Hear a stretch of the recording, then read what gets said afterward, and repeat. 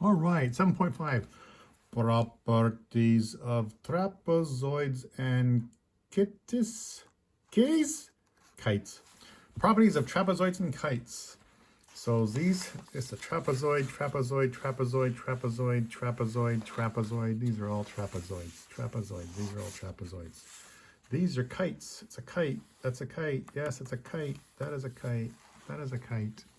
These are all kites. Now, what the heck is a trapezoid? What? So let's find out what's the definition of the trapezoid.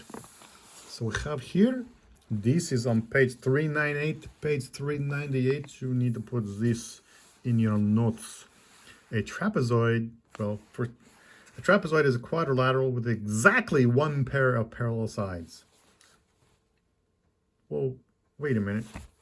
If a trapezoid is a quadrilateral with exactly one pair of parallel sides, what's a quadrilateral with exactly two pair of parallel sides? Parallelogram. So if it has exactly two pairs of parallel sides, then it's a parallelogram. If it has a quadrilateral with exactly one pair of parallel sides, then it's called a trapezoid. It doesn't trapezoids. No. Bad pun.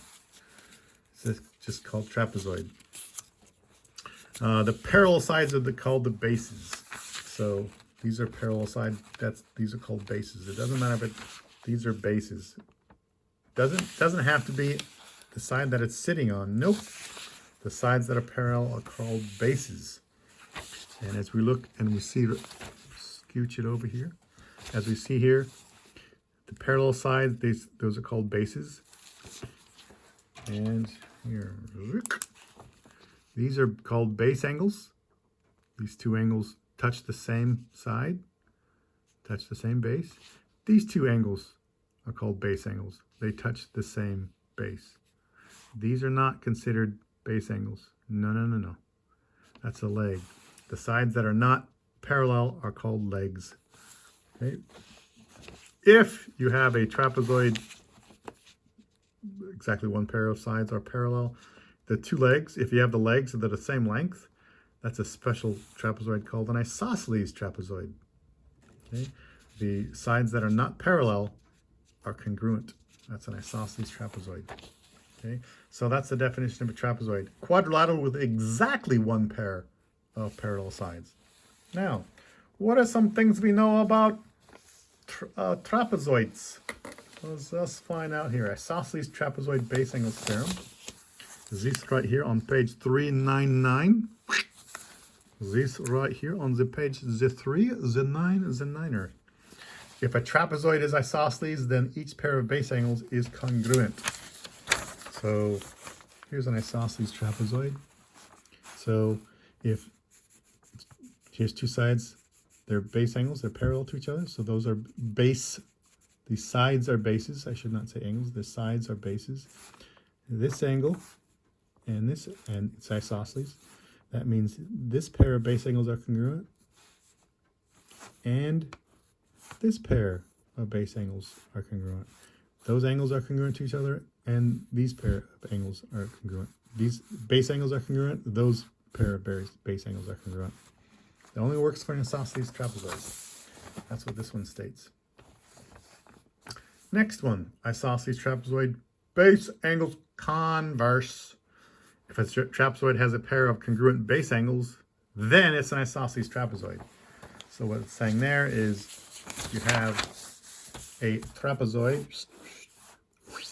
You have a trapezoid. There's a trapezoid. If this angle and this, if these are congruent, and if these pair of angles are congruent, then this is an isosceles trapezoid. Boom. It's the isosceles trapezoid base angles converse, or the converse of the trapezoid base angles theorem. Next one, isosceles trapezoid diagonals theorem. We talked about this before. If a trapezoid is isosceles, if and only if its diagonals are congruent. So if you have an isosceles trapezoid, that means the diagonals, those diagonals are congruent to each other. So if you have an isosceles trapezoid, the diagonals will be congruent. if you have a trapezoid and that diagonal is congruent to that diagonal, then this trapezoid will be congruent. So, sorry, it will be an isosceles trapezoid. That's what that one says. That's on page 399. Page 399. Page 400. Page 400. The trapezoid. What are some special things about the trapezoids? The mid-segment of a trapezoid is a segment that connects the midpoints of its legs. So, excuse me. What we have here is a failure to communicate. Sorry. Let's just had some cool hands. I was talking to Luke. So this parallel sides, those are bases. This is a leg, this is a leg. If that's the midpoint of this leg and that's the midpoint of that leg, that segment right there is called the mid-segment. It connects the midpoints of the legs. It's called a mid-segment. And it only has one mid-segment. You do not go the midpoint of a parallel side to parallel side. That it's not a mid-segment because there's no special properties. That has nothing special about it. So there's only one mid-segment for each trapezoid. Okay, now what's special about it? Well, look right here. There's a trapezoid mid-segment theorem. Oh. The mid-segment of a trapezoid is parallel to each base, and its length is 1/2 the sum of the lengths of the bases. I don't know what? What? Huh? What? Here's a trapezoid. Let me draw a better trapezoid. So this is parallel to this. So let's call this, give me a letter, any letter you want. X. Give me a letter, I don't want Y. Let's pick W. That is length W, that is length X. So midpoint, zoom. Okay, so according to this, the parallel space and its length is blah, blah, blah, blah. What? Yeah. So if that's a mid-segment, this is a mid-segment, this mid-segment will be parallel to the two bases. And the length is equivalent to half of, actually, what this says, let me explain what that means. If you take side W, add it to this length here, X, and then divide it by 2, that's the length of this segment right here. Okay, so when it says the length is 1/2 the sum of the lengths of the bases. What? Here, I'll draw another one. So parallel. There's a trapezoid. You call this side base A. That's base A. Call this base B. And that's a mid-segment. We'll call it length X. So if that's a mid-segment, we know that's going to be parallel. So you have 3 lines that are parallel. Okay? And the length of this mid-segment is going to be A plus B divided by 2. X, length X, is equal to base A plus base B, all divided by 2. Okay, that's what that means. The length is 1/2 the sum of the lengths of the bases. That's what that means. Okay?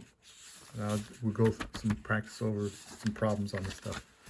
Un momento. Now, next. Kites. Wait, that's a kite. That's a kite. That's a kite. Wait, what's a kite? A kite is a quadrilateral that has 2 pairs of consecutive congruent sides. 2 pairs of consecutive congruent. Congruent, these are consecutive. They're right next to each other, one right after another. And then you have these 2, one right after another, they're congruent. Same thing here. Consecutive congruent, 2 sets. Consecutive congruent. Yes, that's still considered a kite. It's a special kind of kite. It's called a dart. But it's still considered a kite. That's a kite, that's a kite, that's a kite. These are all kites. Kite, kite, kite. Okay? Now, you know what a kite is? People see the kites flying, and they have little tails here. They've seen this shape a lot when you think about springtime flying kites. Sure, that's the shape of a kite. Now, what's so special about a kite? What are some theorems for a kite? Kite diagonals theorem. If a quadrilateral is a kite, then its diagonals are perpendicular. So if I do this and say this diagonal and this diagonal, that means they will be perpendicular. Any kind of kite, doesn't matter if it's a kite, the diagonals where they intersect, they will intersect at a right angle. They will be perpendicular. Always, always, always. So you have that one. Okay. So then you have this, it says kite opposite angles theorem. Blah, blah, blah, blah, blah, blah. What? If a quadrilateral is a kite, then exactly one pair of opposite angles are congruent. Exactly one pair of opposite angles are congruent. What are they talking about? It's these, not those. See where these two sides meet right there? That angle is not going to be congruent to this one. These are, these two sides are not congruent. It's the angle between those. This one and this one here. These are called non-vertex angles. That angle is congruent to this angle. Same thing here. It's not the angle right there. It's not the angle here. It's these two sides are not congruent. It's where they meet right there, that angle. And this one over here, that angle. These two angles are going to be congruent to each other. These are called non-vertex angles. Non-vertex angles. Non-vertex angles. Okay, they're going to be congruent to each other. It's where the sides that are not congruent, these two sides are not congruent to each other. Right there, that angle where they intersect. Those are the two angles that will be congruent. Okay. Boom. Boom, chakalaka boom. So, having said that, let's just go over some stuff that just helps to reinforce this, all the stuff so far. Identifying special quadrilaterals. These are all quadrilaterals. And then down here, these are parallelograms that happen to be quadrilaterals. And special parallelograms, you can have a rectangle or rhombus. And special rectangle rhombus would be a square. So a square, as you go up, a square is always going to be a rectangle. It's always a parallelogram and always a quadrilateral. A square is always going to be a rhombus as well. A rectangle, as you go up the tree, a rectangle is always a rectangle. It's always a parallelogram and it's always a quadrilateral. Rhombus is always going to be a parallelogram and a quadrilateral. Isosceles trapezoid will always be a trapezoid and it will always be a quadrilateral. A kite will always be not just a kite, but also a quadrilateral. Okay, so that's a nice thing to refer to. Okay, now we can try taking this stuff and putting it into practice. Question numero 3. Show that the quadrilateral with the given vertices is a trapezoid. Then decide whether it is isosceles. Let me see here. Number 3. So here's W, X, Y, Z. Here's W, X, Y, and Z. So there's the points. I did this already to save us the time. The time. No time to lose.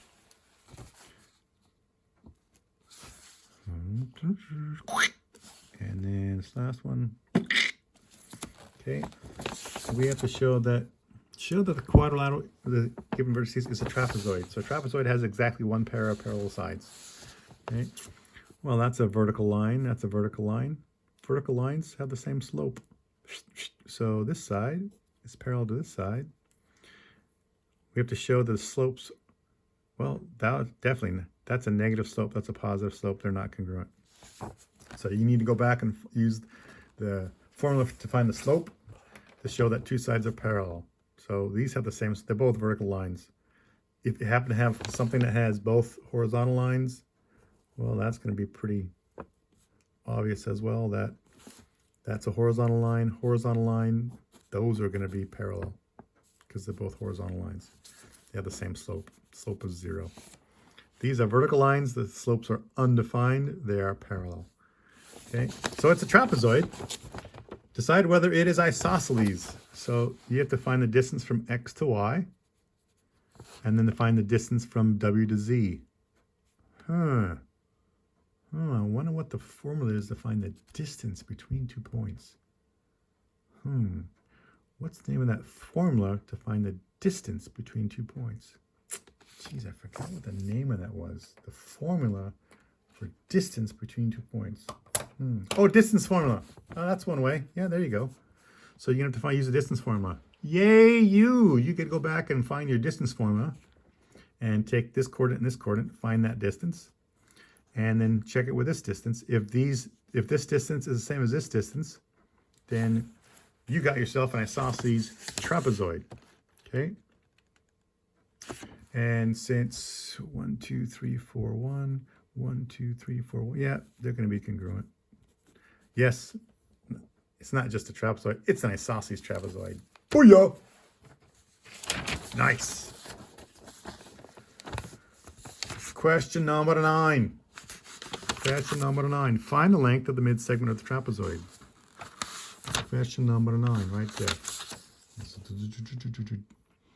Find the length of the mid-segment of the trapezoid. So question 9, let's enlarge it right here. So I'm going to call that x.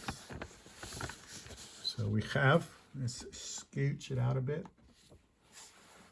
Let's move it over here so I have more room. There we go. So these two sides are parallel. 14 plus 10 divided by 2 is going to be equal to x. Let's solve for x. From here on out, the rest is algebra. 14 plus 10 is 24. 24 divided by 2 is 12. Hey, that's 12 units. Number 9. Question number 9. Find the length of the midsegment of the trapezoid. Did I copy that? That's not number 9. This is 9A. You didn't copy that right. This is 9A. Jeez. So here, I found it for you. It's 12 units. Remember, this is not number 9 because I just made this up. So it's 12 units. That mid-segment is 12 units. And not only is that 12 units, but this will be parallel to the two bases. Number 12A. So it's not the same as 12. It's similar to 12. So question 12, it says, find the distance from A to B. From A to B. A to B. Ooh. Find the distance from here to here. Let's call that x instead. From A to B. So that distance. Find that distance. Is this the same numbers? No, it's not the same numbers. So this is, these are the bases. They're parallel. And this is also going to be parallel. 3 lines going to be, as long as that's a trapezoid, you got 3 lines that are going to be parallel right there. 22, 22, and plus x. 22 plus x, all divided by 2, equals 25. Equals 25. There we go. The rest is algebra, my friend. Multiply both sides by 2. Multiply both sides by 2. The 2's cancel. We have 22 plus x equals 50. Then it says, oh, the x is on this side of the equation. Anything else over here that's not an x? Yeah, that. Right now we're adding 22. The opposite of adding 22 is subtracting 22. So you do the same thing on both sides of the equation. Both sides of the equation. And we get x equals 28. So we're done. X equals 28. Boom. What? 28 what? Units. Don't just leave it as naked numbers. 28. 28 units. 28 units, not just 28. This book is notorious for that. Okay. Next one. What are we doing here? 15. Question 15. So I'm doing 15A. So it's not the exact same. It's similar. So we have to find the measure of angle G. Find the measure. Here's G. G. Your hair smells terrific. Hey, it's a kite. And we know if in a kite, this angle, here these two sides are not congruent. Where they meet, that angle and this angle will be congruent. These two angles will be congruent. They're going to be the same measurement. They're equivalent. So, we also know that this is a quadrilateral. These have to add up to, what was that number? In a quadrilateral, these four angles add up to what? It's, oh dang it, what was that? Oh, I used a calculator in my chart. It's 360. So, 360. So let's call this distance. They're the same distance. We'll kind of call it G. Angle G and angle G. 360 equals G plus G, because of the same measurement, plus 100 plus 40. Plus 100 plus 40. So 360. Now we simplify. 2G plus 140. So now we take minus 140 on both sides of the equation to keep it balanced. 2G, 0, 2, 220. 220 equals 2G. Divide by 2, divide by 2. G equals 110. Look at that. G is 110.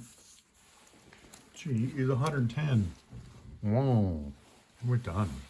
G is 110. Okay, there we go. Now, stop. Jeez, don't do that. Degrees. 110 degrees. Don't have naked units, just 110. It's 110 what? 110 fried degree tomatoes? No. 110 freshmen? No. 110 degrees. G is 110 degrees. Okay. Let's go to the next one on the next page. We go to the next page right. Oh, there's the next page. Put that over there. Next to the dog, who's not going to chew on the homework, I hope, today. Number 21. Question number 21. Give the most specific name for the quadrilateral. So the most specific name for the quadrilateral. So, boom. Here we go right there. Boom. 21. Most specific name. Has four sides. It's quadrilateral. Ooh, it's got 90, 90, 90, 90. So we know it's at least a rectangle. Quadrilateral with four right angles. So it's a rectangle. Is it a rhombus? No. Is it a square? No. So that's a rectangle. Rectangle.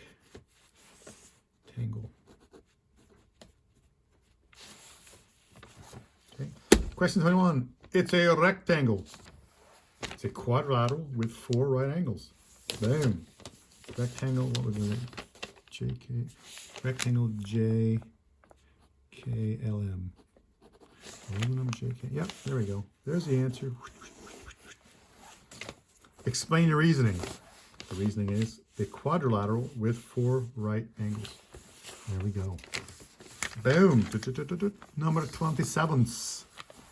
Question number 27. Finds the value of the x.